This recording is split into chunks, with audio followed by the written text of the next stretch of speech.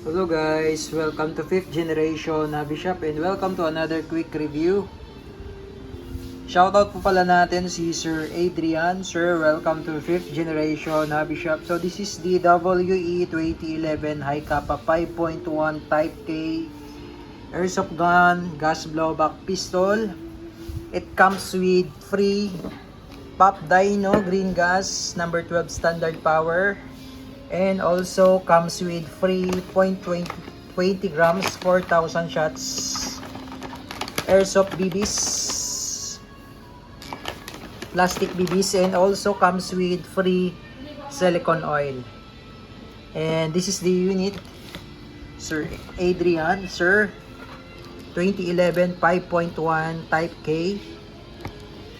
And the magazine is 30 rounder po. Gas magazine, metal magazine.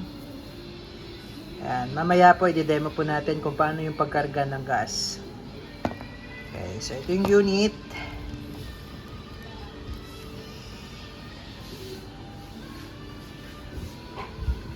Yung sight niya, sir, adjustable po yan. Windage and elevation po. So as you can see, meron siyang adjuster dito sa gilid. So ito po yun. Ayan. Ayan po. Yan po yung windage. Pwede nyo pong i-adjust yan kung sakaling hindi tama yung sight. And ito naman po yung sa elevation. Yan. Pero sa ngayon, sir, naka-zero po yan. And then, ayan yung markings. With serrations on front, serrations on rear. WA marking. Tapos beaver tail safety. With rail for flashlight, sir. Pwede mo siyang lagyan ng flashlight kung gusto mo, sir. Accessories.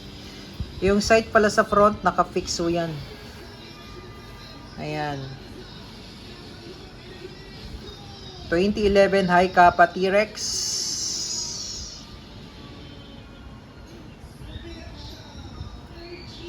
Ayan. Okay, so lagyan natin, sir, ng gas at saka bala. Lagyan natin, sir, ng bala. Airsoft BBs 5.95 mm. Ang capacity nito, sir, 30. Pero yung safe load po, at least 15 lang, sir, para yung spring hindi compress. Yan. Ayan, sir. So double stock po yan, sir, no? Then, ito, sir, nababaklas po yung unit, yung slide.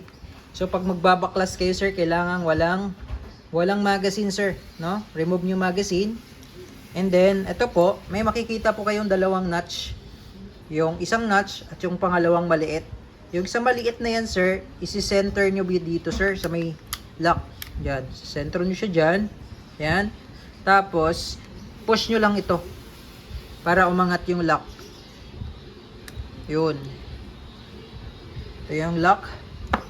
Then, slide forward. Okay, sir. So, bali lalagyan natin ito yung internals pala niya. Lalagyan natin yung part na to, sir, ng oil. Kaya meron siyang kasamang oil. Yun yung purpose nun. Itong part na to sa rail, lalagyan po natin ng silicone oil. Wait. Konti lang, sir, lalagay natin para ma-assure lang natin na lubricated yung part na yan, sir. Kailangan kasing lubricated po yan. Okay. Yun. Tapos pag ibabalik nyo naman, sir, yung slide, papasok nyo po dito. Eto po. Pasukan na yan. Pasok nyo lang po. Ayan. Tapos isisentro nyo lang din po ulit. Diyan. Tapos pasok.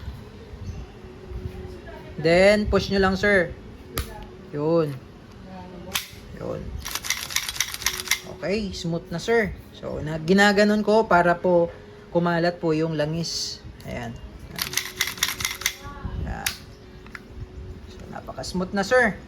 Ngayon, dito tayo maglalagay naman ng gas.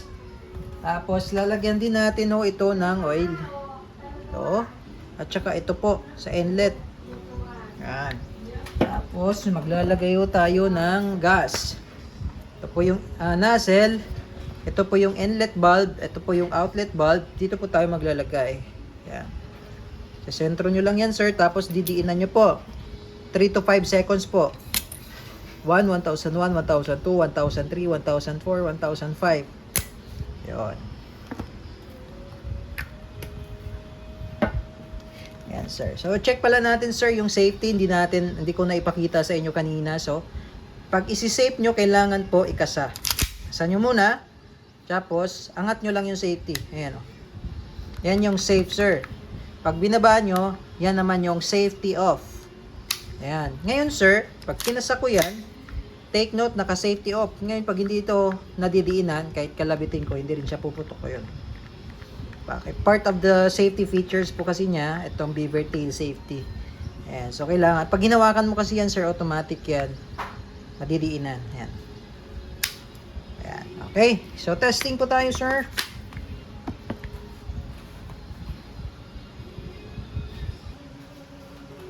Testing 2011 5.1 Type K.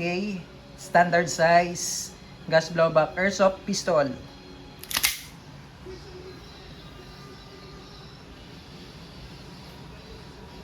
Firing.